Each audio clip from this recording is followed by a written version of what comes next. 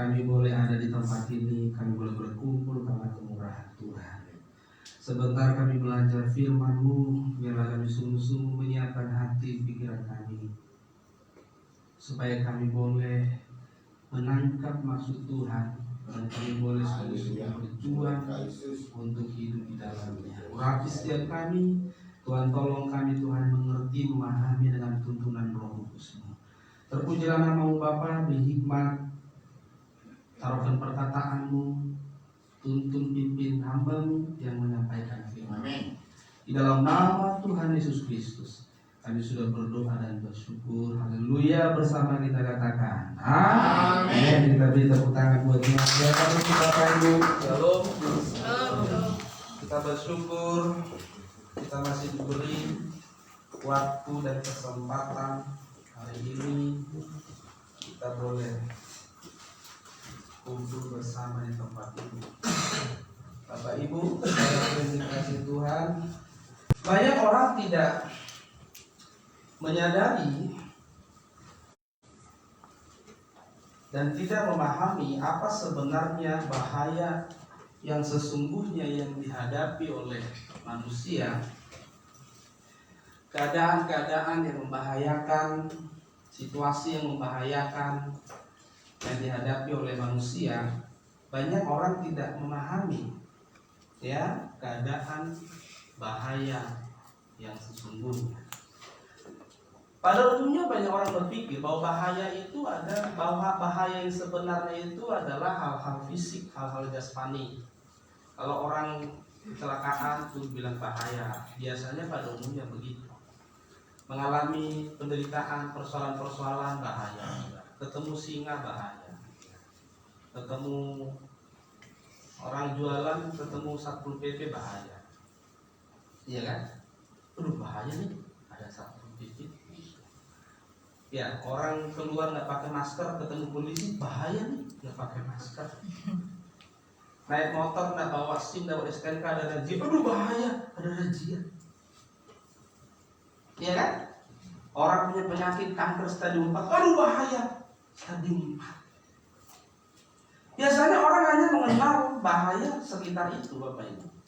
Ya, nah, tetapi manusia seringkali melupakan, atau bahkan mungkin ada yang tidak tahu, tidak memahami, atau tidak mengerti, atau ada juga yang tahu, tetapi tidak sungguh-sungguh menghayati bahwa bahaya yang sebenarnya itu bahaya yang membuat kita tidak memiliki kesempatan hidup dengan Tuhan selama-lamanya.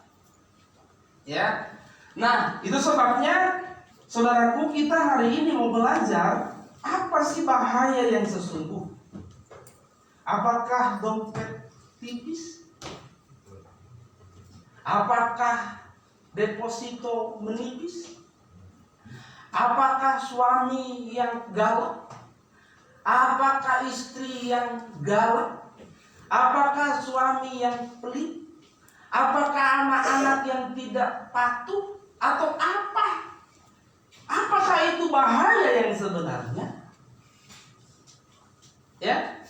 Atau tsunami datang? Atau perang seperti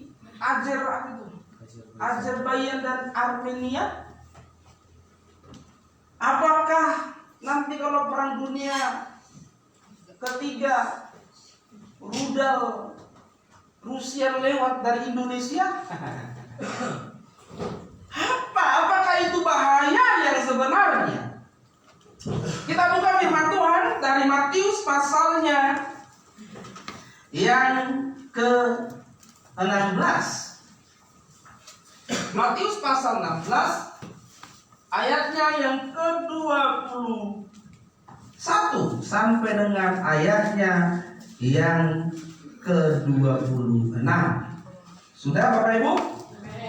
Matius 16 ayat 21 sampai 26. Kalau sudah ketemu Bapak Ibu perhatikan, saya akan bacakan bagi kita semuanya. Dengan perikop pemberitahuan pertama tentang penderitaan Yesus dan syarat-syarat mengikut Dia. Sejak waktu itu Yesus mulai menyatakan kepada murid-muridnya bahwa Ia harus pergi ke Yerusalem dan menanggung banyak penderitaan dari pihak tua-tua, imam-imam kepala dan ahli-ahli Taurat, lalu dibunuh dan dibangkitkan pada hari ketiga. Tetapi Petrus menarik Yesus ke samping dan menegur Dia, katanya, Tuhan, kiranya Allah menjauhkan hal itu. Hal itu sekali-kali takkan menimpa engkau. Maka Yesus berpaling dan berkata kepada Petrus, enyahlah iblis, engkau suatu batu sandungan bagiku. Sebab engkau bukan memikirkan apa yang dipikirkan Allah, melainkan apa yang dipikirkan manusia. Lalu Yesus berkata kepada murid-muridnya, setiap orang yang mau mengikut aku, ia harus menyangkal dirinya, memikul salibnya dan mengikut aku. Karena barang siapa mau menyelamatkan nyawanya, ia akan kehilangan nyawanya. Tetapi barang siapa kehilangan nyawanya karena aku, ia akan memperolehnya. Apa gunanya seorang memperoleh seluruh dunia tetapi kehilangan nyawanya? Dan apa apakah yang dapat diberikannya sebagai ganti nyawanya? Bapak Ibu sudah dikasih Tuhan, mungkin kita sudah tidak asing lagi dengan kisah ini, saudaraku. Ya, bahwa menurut Petrus itu, Yesus itu akan menghadapi bahaya kalau dia pergi ke Yerusalem. Ya, Yesus bilang begini, saya sudah waktunya akan tiba, saya akan pergi ke Yerusalem dan nanti saya akan ditangkap di sana, lalu dibunuh. Ya, Yesus bercerita kepada murid-muridnya bahwa dia sudah saatnya, sudah tidak lama lagi, sudah saatnya tiba, dia harus pergi ke Yerusalem dan nanti di sana dia ditangkap, lalu dia akan dibunuh dan selanjutnya dia akan mati disalibkan. Apa kata Petrus? Tuhan, kiranya Allah menjauhkan itu dah. Kenapa Petrus bilang begitu? Ini bahaya. Wah, kalau sampai Yesus ditangkap, dibunuh, ini bahaya. Kira-kira kalau ada orang kejar saudara bawa parang, bahaya nggak? Mau bahaya, cari perlindungan. Ya, Petrus berpikir, wah ini bahaya ini. Maka dia berkata, mengatasnamakan Tuhan, mengatasnamakan nama Allah. Tuhan, biarlah Allah kiranya menjauhkan itu dari. Ya, tapi apa Yesus bilang? Enyahlah engkau iblis. Mungkin kalau bisa didramatisir itu Petrus kaget itu loh. Tiba-tiba saudara cerita sama teman, aduh saya harus pergi nih, berat sebenarnya harus pergi ke suatu tempat, tapi nanti saya di sana kan digebukin loh. Saya nggak tahu hidup masih pulang atau nggak hidup, atau mati saya nggak tahu. Kayaknya saya nggak pulang lagi, mati di sana deh. Lalu teman saudara berdoa, saya berdoa supaya kamu tidak terhindar dari hal-hal. Contoh, ya. Lalu teman yang saudara doakan itu bilang, kau iblis. Kira-kira saudara kaget apa gimana? Wah, saudara akan bilang, ini mah teman dikasihani. Saya ini kan susu kasihan. Dia bilang gue iblis. Saya berdoa, saya kasih makna, saya kasih pendapat supaya dia nggak mengalaminya, supaya dia nggak alami bahaya itu. Ya, maka dari kisah ini kita lihat Yesus bilang sama Petrus, hanya kau iblis. Kenapa? Sebenarnya kamu itu tidak memikirkan apa yang kau pikirkan. Yang kau tahu itu hanya bahaya versi manusia. Lalu Yesus jelaskan di ayat-ayat seterusnya bahwa bahaya yang sebenarnya adalah kehilangan nyawa. Untuk apa seseorang memiliki seisi dunia? Kata Yesus selanjutnya, kalau dia kehilangan nyawanya. Berarti yang berbahaya bukan kehilangan nyawa secara fisik. Yang berbahaya bukanlah hal-hal fisik. Yang berbahaya adalah ketika jiwa seseorang hilang dari hadapan Allah. Tetapi saudaraku, lanjut. Banyak orang hari ini tidak mengerti. Lawanmu si iblis, firman Tuhan berkata, seperti singa yang mengaum-ngaum, yang siap menerkam. 1 Petrus 5 ayat 8. Lawanmu si iblis seperti singa yang mengaum-ngaum, berjalan keliling, saudara. Berjalan ke kayak persis kambing, berjalan keliling. Lawanmu si iblis berjalan keliling seperti singa yang mengaum-ngaum dan mencari orang yang dapat ditelannya.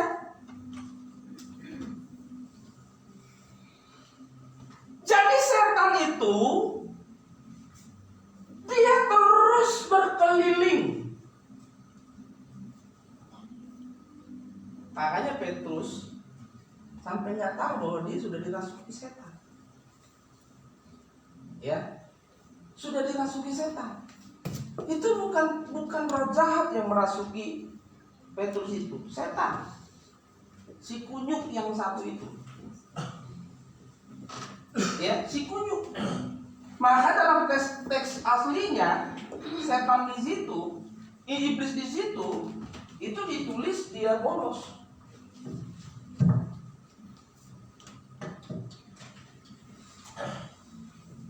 Dia bolos.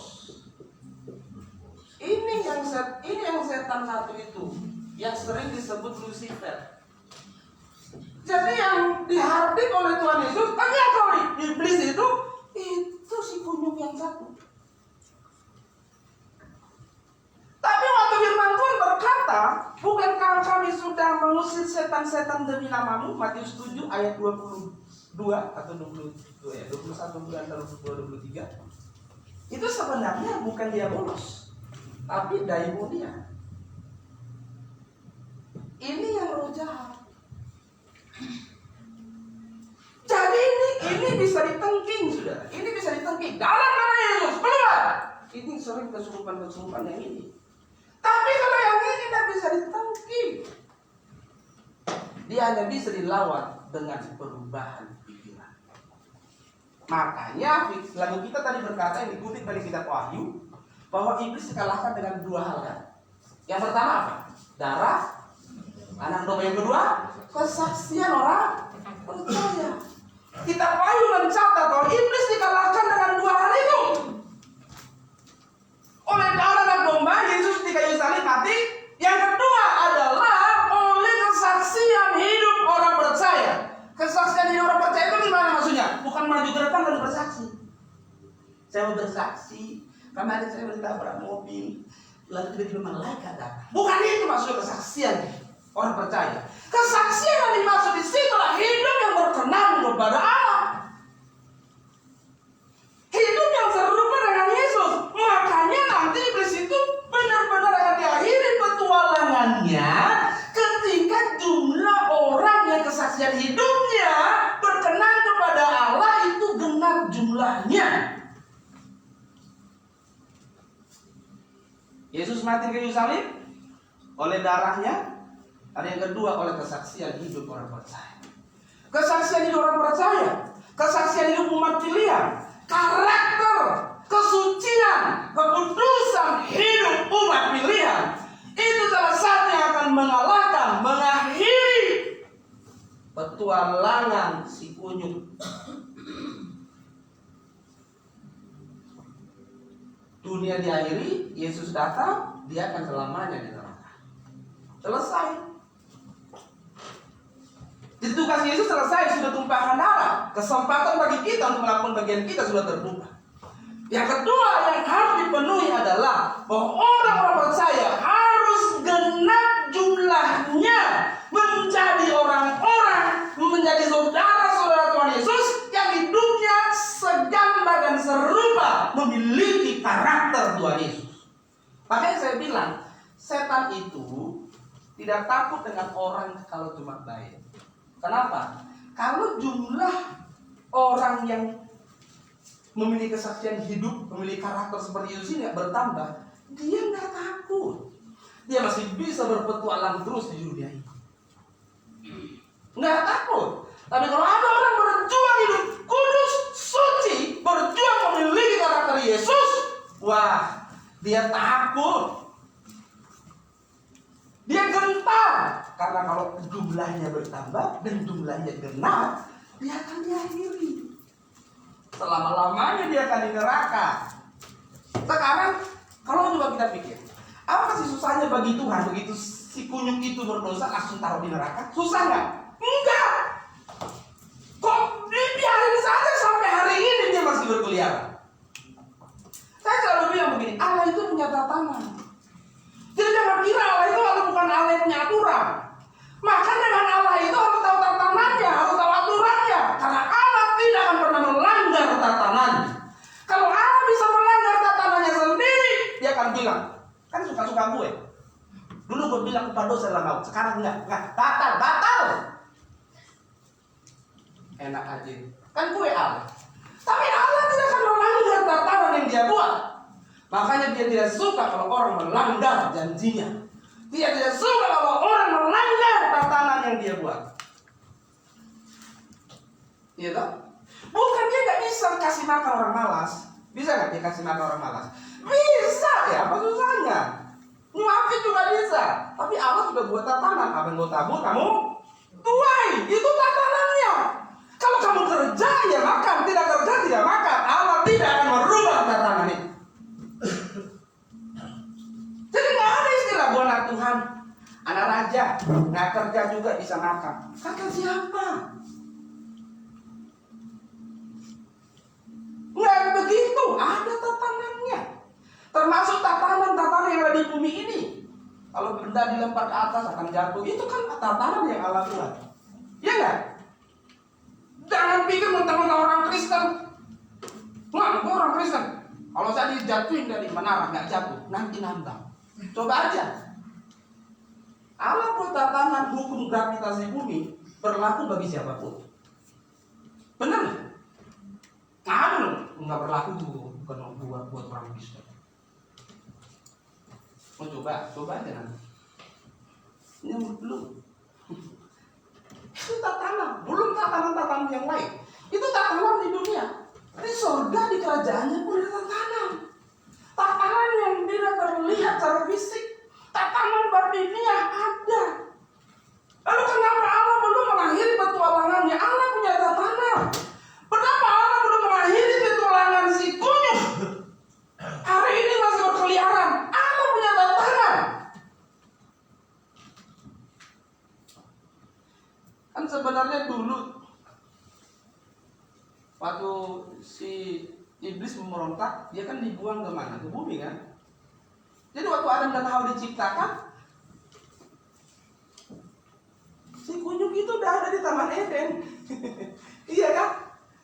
Gitu loh.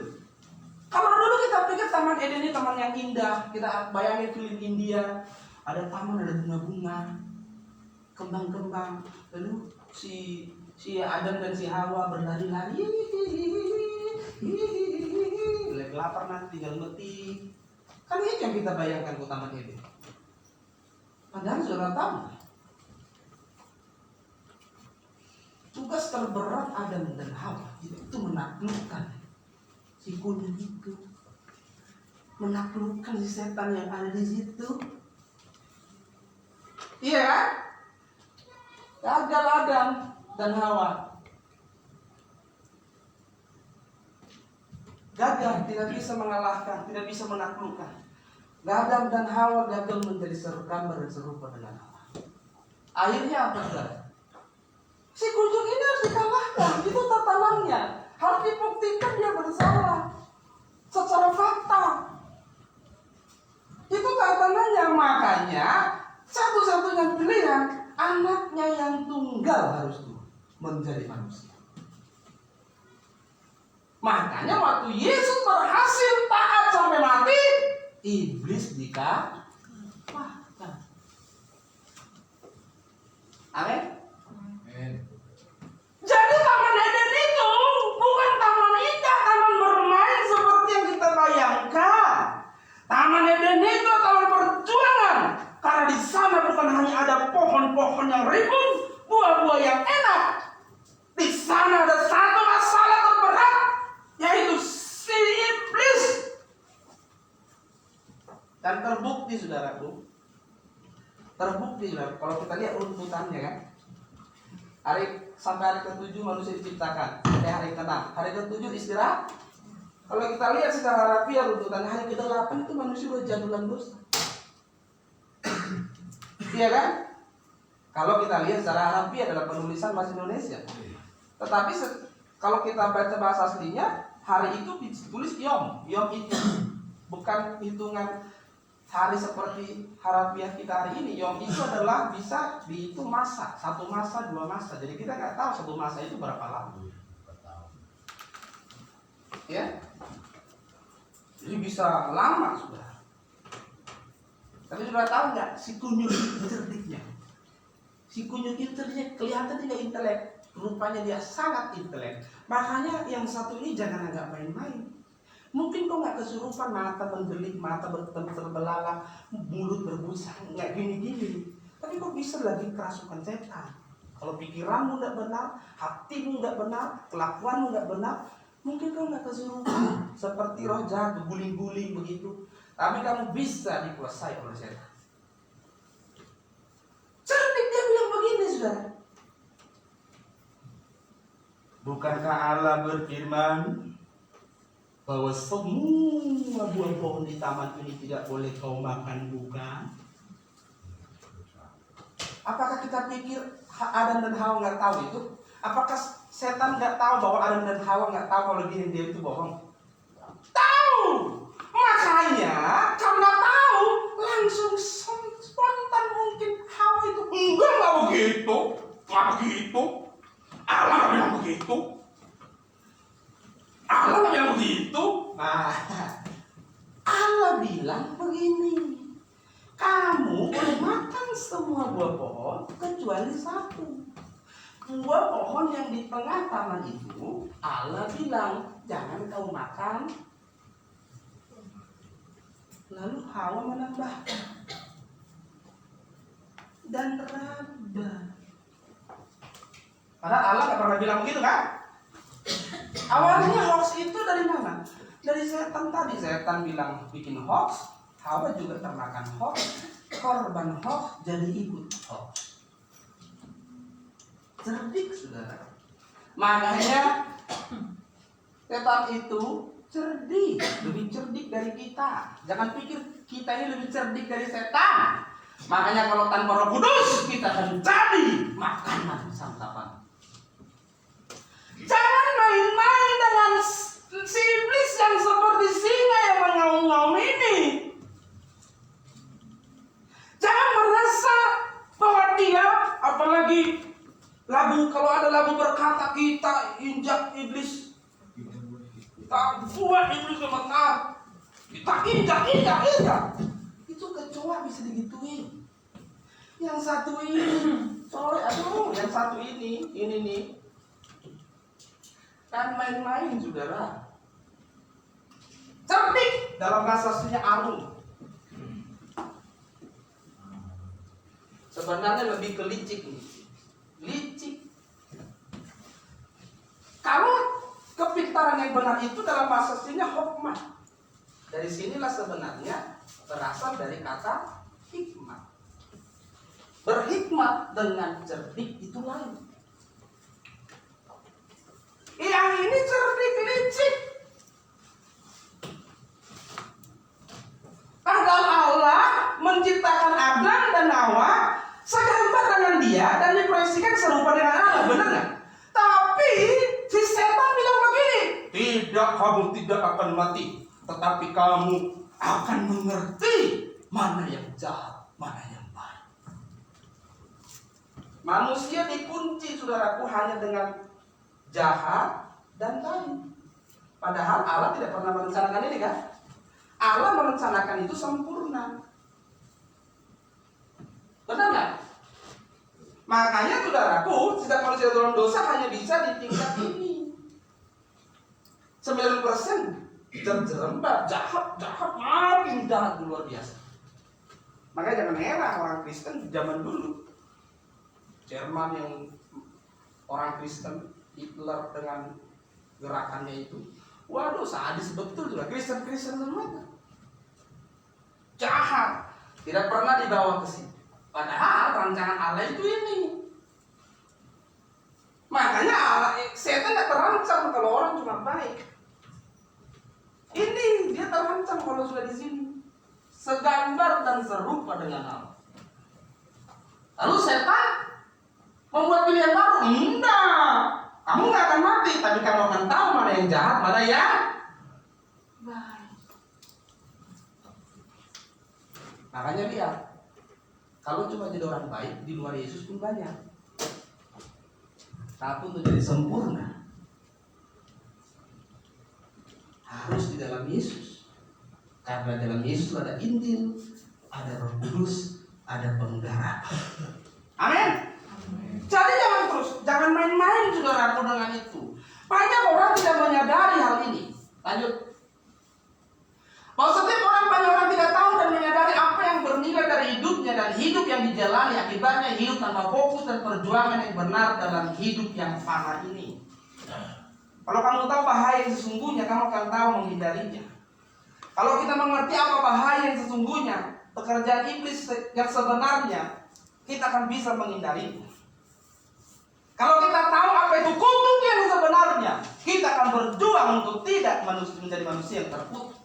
Banyak orang menggelar dan berjuang dengan salah, menggelar hidup dan berjuang dengan salah, karena tidak mengerti apa sebenarnya yang harus diperjuangkan. Banyak orang itu berjuang tapi salah berjuang, perjuangannya salah. Kenapa saudaraku? Ada banyak orang berjuang untuk menghindar dari bahaya yang dia pikir itu bahaya, tetapi sebenarnya di sisi lain dia sedang menuju bahaya yang sesungguhnya. Terus, jadi tragisnya lagi saudara, banyak orang termasuk orang Kristen menghindari bahaya yang merasa sudah terhindar dari bahaya. Kan banyak orang sudah nyaman, aku udah Kristen, sudahlah, cukup. Nyaman saudara, sudah ke gereja hari Minggu, KTP sudah Kristen, sudah berliturgi, sudah ikut acara ini, acara itu, sudah dibaptis, sudah CD, cukup. Sudah dicemplungin ke air, sudah diangkat lagi. Jadi tidak masalah, kecuali dicemplungin nggak diangkat. Yang dicemplungin itu kan harusnya dosanya kan, itu kan cuma simbol. Itu kalau kau dicemplungin, dosamu nggak tinggal, nggak dibenamkan di situ. Kalau ditarik lagi nggak jadi orang baru, nggak ada gunanya. Di surga nggak ditanya, yang mau ke surga bawa semua surat baptis. Ada begitu.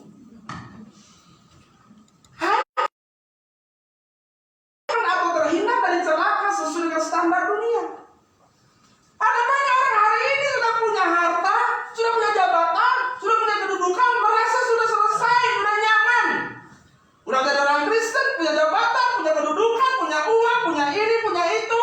Wah, apalagi yang kurang? Nyamanlah kau jiwaku. Kata orang kaya di Alkitab, tenanglah kau jiwaku. Bagimu harta telah terkumpul, 7 turunan pun tak habis. Karena dia berpikir begitu, dia memang terhindar dari bahaya, kesusahan, penderitaan di bumi. Tapi sebenarnya dia sedang menuju kepada bahaya yang sesungguhnya. Padahal mereka sedang berada dalam sebuah perjalanan menuju bahaya yang sesungguhnya. Tapi mereka merasa aman-aman saja. Bapak Ibu, saya mau beritahu, jangan menjadi orang Kristen yang merasa sudah aman. Kenyamanan yang tidak membuatmu berubah, tidak terus berjuang berubah, itu kenyamanan yang membahayakan. Selama hidup tiap hari kita berjuang berubah, melalui keadaan segala situasi berjuang untuk berubah. Kalau kamu berpikir sudah tidak ada lagi yang perlu dirubah, sudah nyaman tidak berjuang, kamu sedang ada dalam bahaya yang sebenarnya. Hidup kekristenan perjuangan seumur hidup tanpa henti.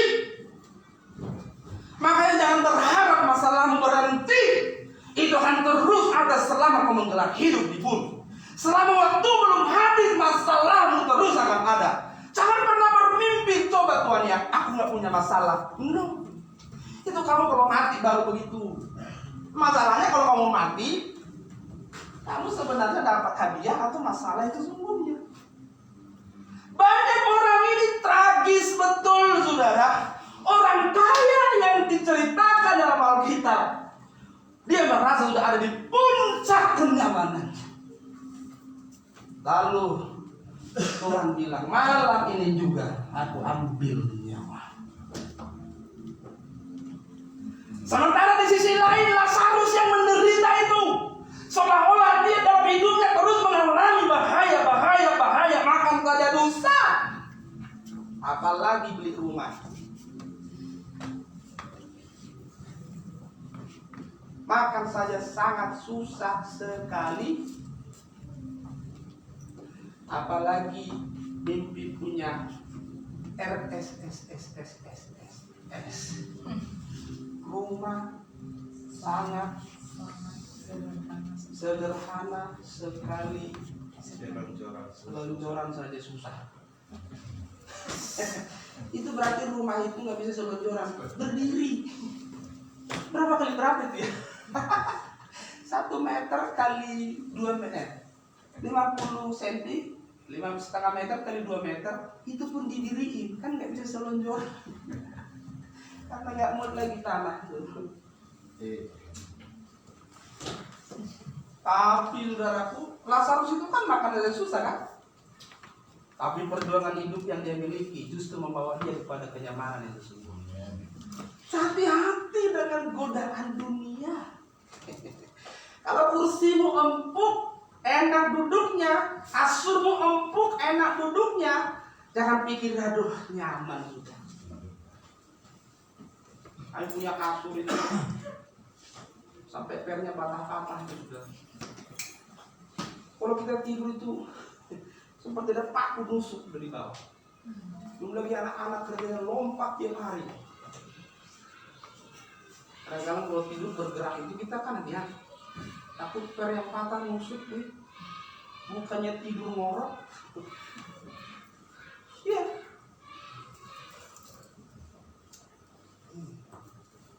Jangan itu, saudara.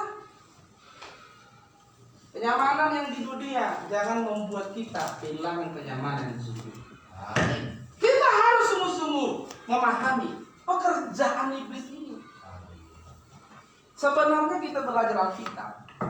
Awal pertama kali yang ditawarkan oleh iblis untuk menggagalkan Tuhan Yesus dalam pekerjaannya itulah kemegahan dunia.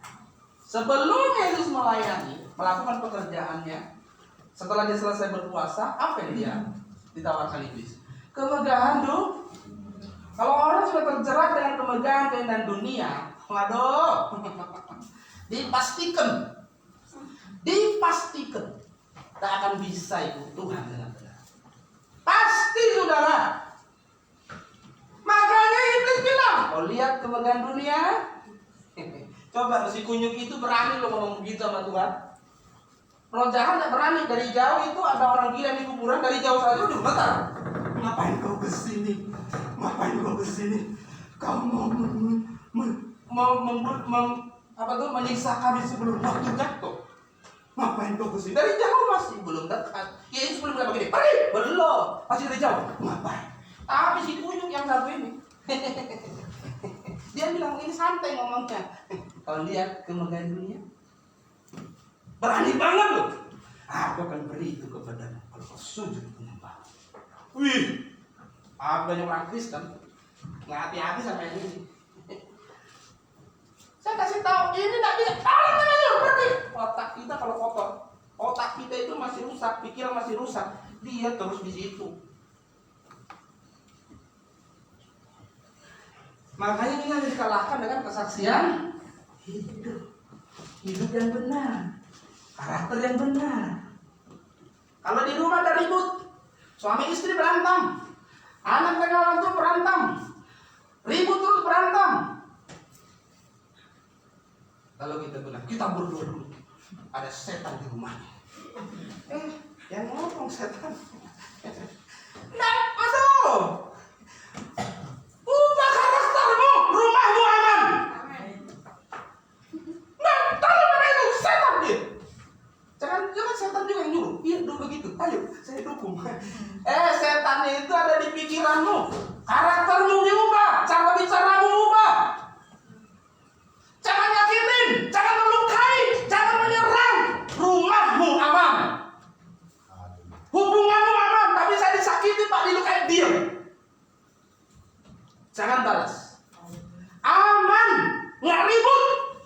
Tapi kalau salah ikut-ikutan, mau ditumpahin juga minyak urapan dari surga 500 ton. Sampai mau berenang nggak akan aman kemarin. Di sini yang salah, di sini kita loh. Cara berpikir kita salah. Kita itu merasa kalau punya duit bahagia, nggak punya duit nggak bahagia, salah kan? Kita ini terlanjur berpikir kalau aku ini jadi atasan bahagia. Tanya atasan bahagia nggak? Lagi jadi bawahan kayaknya atasan itu bahagia banget. Iya kan? Setelah kau jadi atasan, yang di atasku kayaknya bahagia. Setelah kau jadi owner pun sekalipun nggak bahagia juga rupanya. Cara berpikir kita udah salah. Kita udah berpikir kenapa saya menikah ya? Supaya saya punya istri, nanti istriku nyuci bajuku, nanti masak nasiku, kalau aku bangun pagi-pagi bikin minumku. Sebulan dia bikinin, saudara. Bulan berikutnya nggak ada, kau marah. Cara berpikirmu sudah salah. Kamu dari istri gimana sih? Udah kembali kau ya? 30 juta sih namamu. Jadi kamu harus apa? Istri itu diambil dari rusuk. Sudah tahu Pak, rusuk sebenarnya hanya bahasa Indonesia kita menerjemahkan itu rusuk. Diambil dari rusuk Adam kan? Dalam bahasa aslinya sebenarnya ini sela. Sela. Artinya sebenarnya dari sisi. Bukan dari tulang rusuk secara harafiah, dari sisinya ada.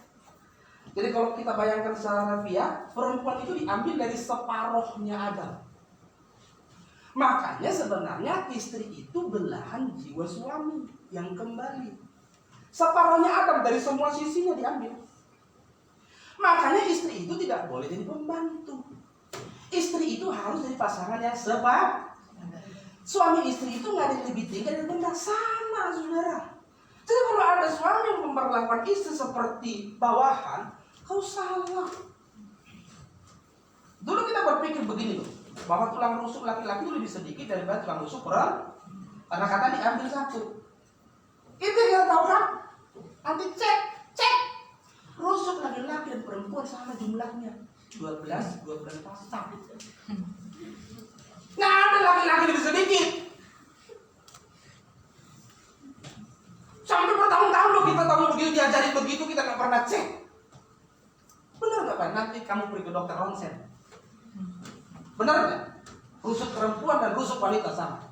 Jadi nggak benar secara harafiah kalau dioperasi Tuhan ada dipatahin satu rusukmu, nggak begitu. Perempuan diambil dari sisinya Adam. Sela. Dalam Alkitab, kata sela ini kurang lebih dituliskan dalam perjanjian lama 40 kali. Dan itu selalu mengartikan sisi. Kadang-kadang lereng gunung pun dibikin sela. Lereng gunung itu berarti sisinya gunung kan? Rusuk nggak salah sebenarnya kalau orang memahami bahwa itu bukan harafiah tapi figuratif dari sisi. Ya, kadang-kadang laki-laki itu suka anggap sepele istrinya. Kenapa? Kalau dari tulang rusuk bukan. Macam-macam. Tulang rusuk itu maksudnya apa? Hanya sebagian kecil dari tubuhku kau. Perempuan diambil dari semua sisi laki-laki. Amin. Ya. Jadi nggak apa-apa. Suami yang masak kalau istri kerja, tidak masalah. Istri yang masak, suami kerja, tidak masalah. Saling mengisi. Nggak ada di Alkitab ditulis bahwa nggak boleh. Di Alkitab bilang suami mengasihi istri, istri menolong suami. Jadi penolong yang sepadan itu ezer kenekdo. Ezer kenekdo itu apa maksudnya? Memperlengkapi. Oposit itu seperti di parlemen itu ada oposisi pemerintahan. Cuma sekarang oposisi sekarang itu banyak jahat, merusak. Akhirnya ikut-ikutan juga istri jadi oposisi yang jahat. Istri itu harus jadi oposisi yang melengkapi. Amin. Amin. Si Adam dan si Hawa. Amin. Si Agus dan si Tina. Bukan si Agus dan si Suparman. Ya tak? Makanya pernikahan orang Kristen itu antara si Agus dan si Tini. Amin. Iya. Heteroseksual. Ya. Berbeda kelamin. Bukan homoseksual atau sebaliknya. Tidak begitu. Coba dari awal saudaraku. Makanya pernikahan orang Kristen itu tidak boleh cerai. Kenapa? Itu belahan jiwanya yang balik. Orang dunia saja bilang separuh nafasku. Olah belahan jiwa yang telah kembali.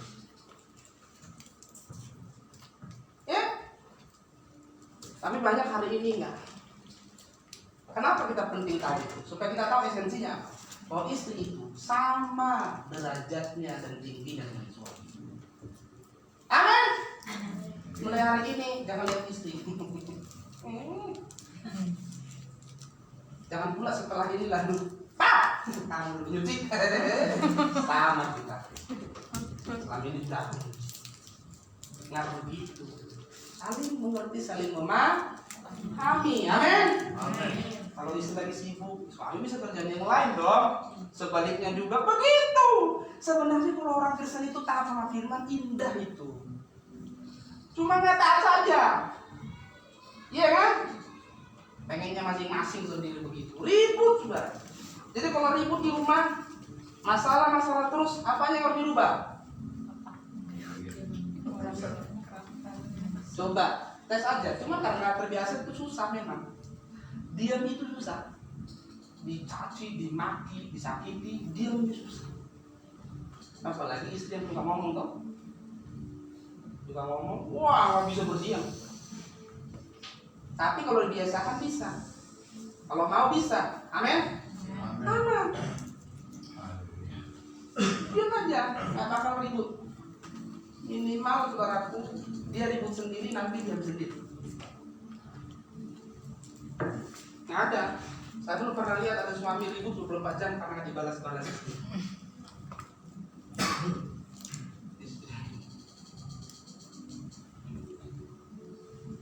Tapi diamnya jangan begini, awas. Habis ini aku. Sesi pertama. Diamnya itu harus untuk Tuhan loh. Amin. Ya, lanjut. Apa bahaya yang sesungguhnya? Manusia kita harus tahu dulu, manusia itu adalah makhluk kekal. Diciptakan dulu untuk kekekalan. Jadi dulu manusia itu tidak mati sebelum jatuh dalam dosa. Ya, manusia itu makhluk kekal. Makanya nanti dikembalikan ke kekekalan. Kalau hari ini mati, tubuh dosa ini memang harus mati. Manusia akan kembali menggunakan tubuh baru, tubuh yang kekal. Lalu dikembalikan ke kekekalan. Kemana kekekalan? Surga atau neraka? Jangan pikir kekekalan itu cuma surga, neraka juga kekekalan. Jadi manusia ini mati, tubuh dosa memang harus mati karena dosa. Tubuh yang hari ini sudah tidak kekal. Makanya bisa tua, keriput. Mau dibikin bedak apapun, pelembab apapun, apalagi pengglowing apapun, tetap aja keriput, Pak. Memang tubuh kita ini akan menjadi tua dan mati. Tapi setelah itu kita dibangkitkan. Setelah dibangkitkan, maka dikenakan tubuh yang baru. Tubuh yang baru ini sifatnya kekal, nggak tua lagi. Kira-kira nanti umur manusia itu wajah kekalnya itu kayak apa ya? Kayak umur berapa hari ini? Kalau menurut pemahaman saya sih kayak umurnya Tuhan Yesus 30 sampai 33 tahun. Karena di umur itu wajah sudah tidak berubah kan? Tidak berubah lagi kan? Kalau orang umur sudah 33 tahun nggak berubah lagi wajah. Kalau 16 tahun, 17 tahun sudah berubah-ubah. Ya? Yang umur 30-an di sini siapa? Ada. Mungkin kayak begitu wajah-wajah nanti kekekalan. Dan selamanya akan begitu. Kekal, saudara. Nggak tua lagi, saudaraku. Kekal begitu. Nggak ada lagi istilah, waduh, kok keriput. Enggak, kekal. Jangan dikembalikan. Nah masalahnya, saudaraku, kalau kekalnya di neraka. Maka saya bilang, saudaraku, kalau kamu nanti kekal di neraka, kau akan bilang, kalau begini lebih baik aku dulu jadi monyet. Karena monyet tidak dimintai pertanggungjawaban. Tapi gara-gara menjadi manusia, aku terhukum di neraka selama-lamanya. Kalau kau di neraka selamanya, kau akan menyesal pernah jadi manusia. Maka saudara, jangan sampai suatu saat kamu bilang begitu di neraka. Telat sudah. Hari ini bilang, aku bersyukur tidak jadi monyet, karena aku berkesempatan hidup kekal selamanya bersama Tuhan. Amin. Iya, tapi kelakuan jangan kayak monyet. Ya. Manusia itu kekal, saudara. Makanya dikembalikan ke kekalan. Apakah dinosaurus yang mati nanti dikembalikan itu? Enggak. Kucing yang mati hari dikembalikan ke kekalan? Enggak. Taruhlah nama kucingmu siapa? Ya, si Lucy kan. Lalu mati. Apakah nanti kamu ketemu kucing yang sama di kekalan? Enggak.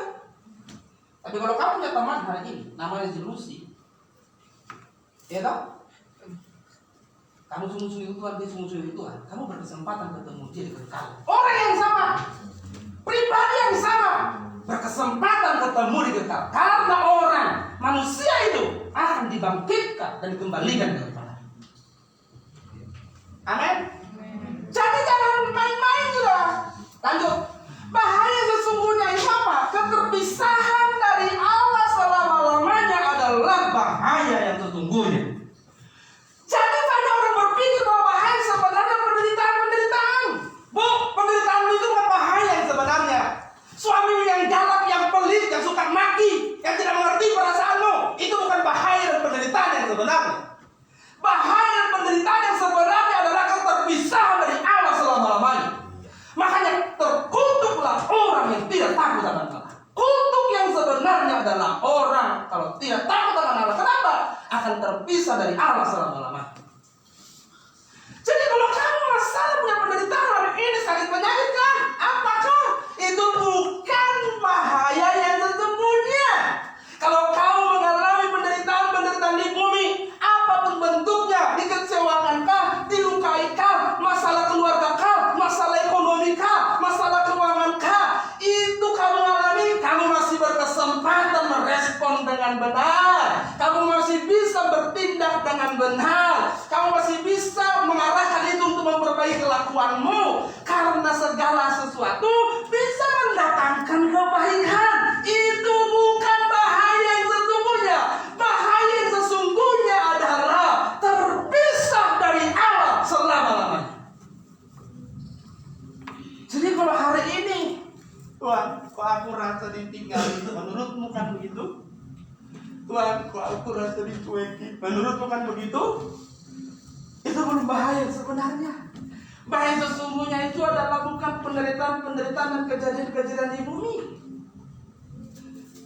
Kalau ditabrak, Tuhan izinkan ditabrak mobil, kakimu patah, itu belum bahaya sesungguhnya. Kalau lewat kejadian itu mengubah karakter. Kamu menderita karena kesalahanmu, itu bukan bahaya yang sebenarnya. Kalau karena itu kamu berubah. Seandainya kamu pun tidak salah, lalu kamu mengalami penderitaan, itu bukan bahaya yang sesungguhnya. Karena melalui itu imanmu ditingkatkan, kualitasmu ditingkatkan. Jadi penderitaan dan kejadian-kejadian di bumi bukanlah bahaya yang sebenarnya. Sehingga perjuangan hidupnya hanya dimaksimalkan supaya terhindar dan keluar dari berbagai bentuk penderitaan. Karena orang tidak ngerti bahaya yang sebenarnya. Hidup ini hanya difokuskan untuk apa? Supaya terhindar dari bahaya di bumi, supaya keluar dari penderitaan-penderitaan di bumi, tanpa memikirkan apakah penderitaan yang dialami mengubah karakter. Apakah persoalan yang kau alami mengubah karakter? Apakah cacian makian membuat engkau semakin mengampuni orang lain? Apakah kelakuan yang tidak benar orang lain kepada membuatmu semakin merendahkan diri di hadapan Tuhan? Itu yang penting. Karena dengan begitu, sekalipun kau menderita di bumi, sekalipun kau tidak dianggap di bumi, dianggap tidak berharga di bumi, tidak dipedulikan di bumi, tetapi kamu terhindar dari bahaya kekekalan. Jadi Bu, Pak, kalau punya masalah, persoalan, bukan itu bahaya yang sebenarnya. Amin? Amin? Itu justru bisa menghindarkan dari bahaya yang sesungguhnya. Ingat saudara, semua yang ada di dunia ini hanyalah Masalahmu yang berat itu berakhir bukan? Berakhir. Kamu anggap kamu sudah bersenang-senang, sudah nyaman, berakhir bukan? Berakhir. Semua.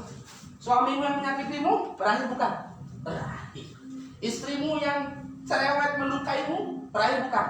Berakhir. Anak-anak yang mengecewakanmu, orang tua yang mengecewakanmu, berakhir tak? Berakhir. Semua berakhir. Apa yang tidak berakhir? Kekekalan yang ada dalam diri. Itulah yang harus kau perjuangkan. Ingat, semua berakhir. Jadi jangan saudaraku berpikir seolah-olah disinilah segala sesuatunya. Enggak. Hidup ini, kita mau nyanyi, adalah sementara. Hayati Pak Hayati, hidup ini melayani Tuhan. Hayati, jangan sia-siakan. Aku punya masalah, berat enggak? Hidup ini sementara.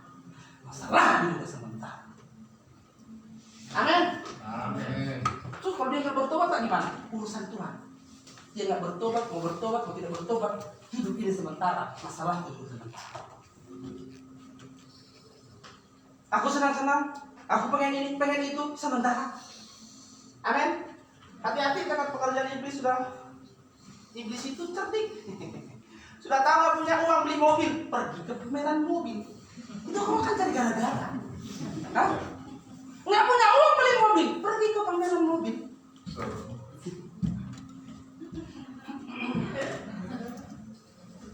Saya kan bilang begini, bagus ya.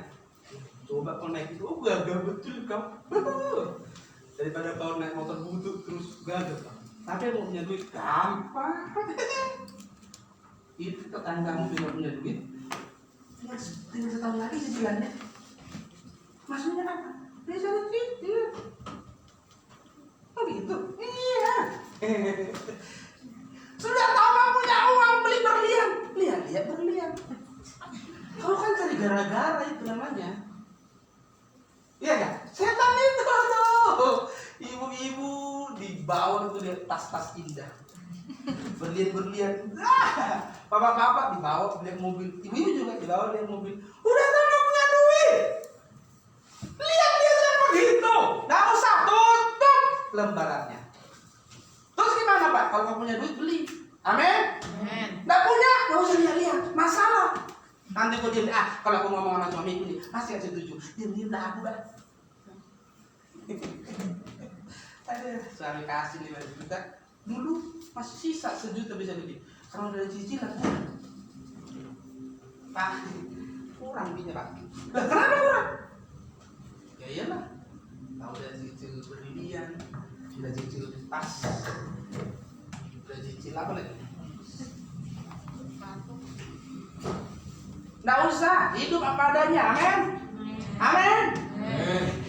Iya lah, kalau kau pengen beli mobil tuh nggak ada duitmu, nanti baru sudah kumpul duitnya, belilah. Jangan nggak punya duit, pergi kau lihat-lihat. Ya, begitu saudara.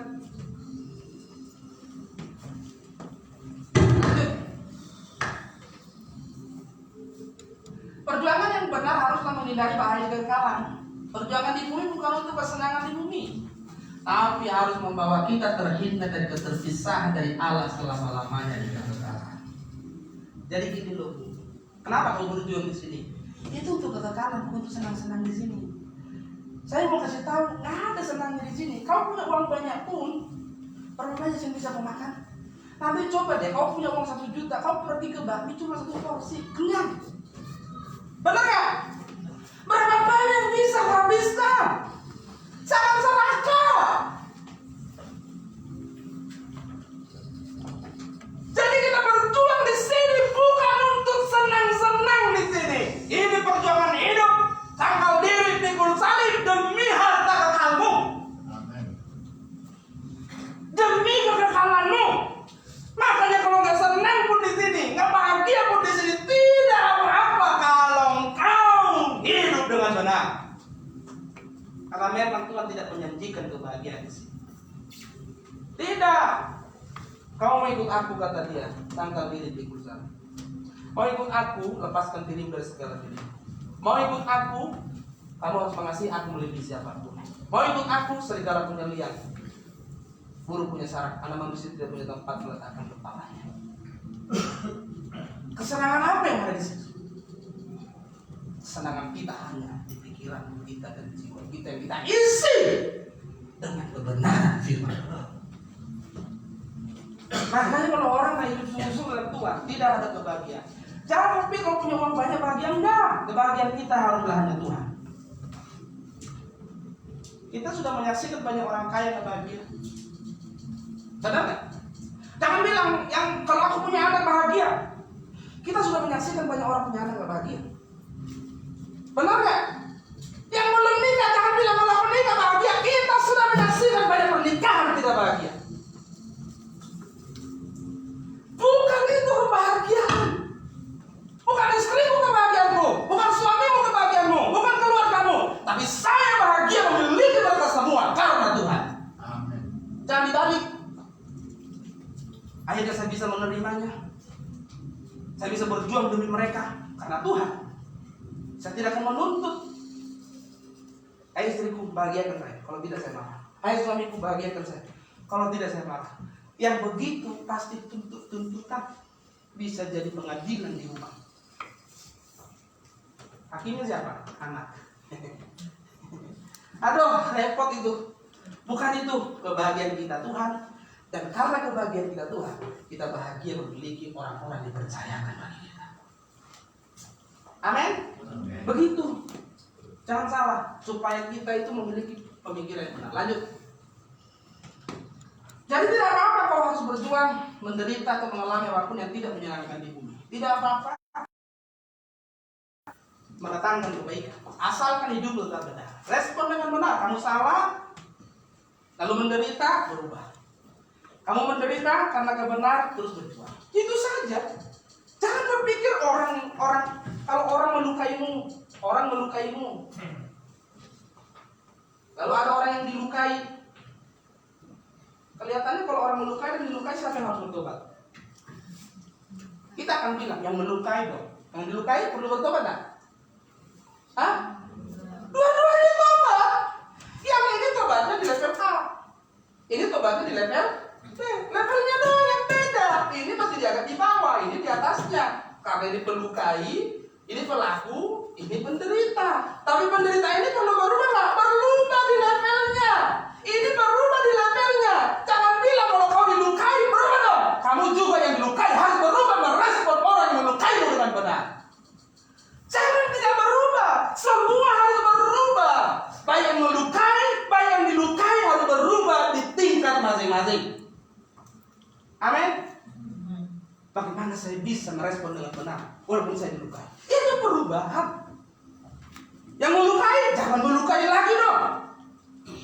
Itu harus terus. Dan jangan merasa dia kok bukan aku. Sama-sama.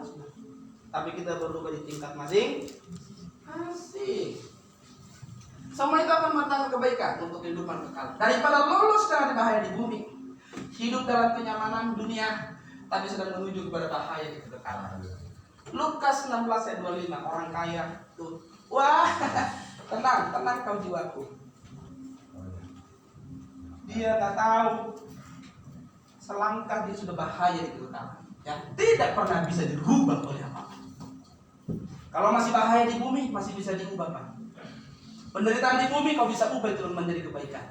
Tapi kalau sudah bahaya di kekekalan, jangan harap berhenti, selesai, finish. Jadi kalau kita masih menderita di sini, yuk kita berjuang sama-sama. Amin. Lanjut.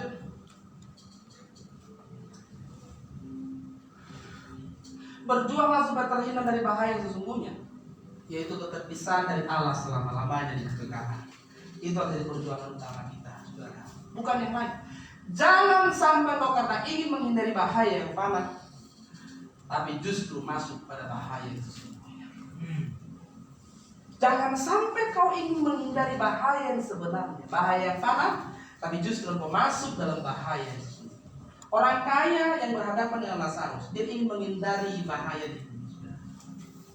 Tapi Tapi justru tindakan itu membuat dia berada dalam bahaya yang sesungguhnya.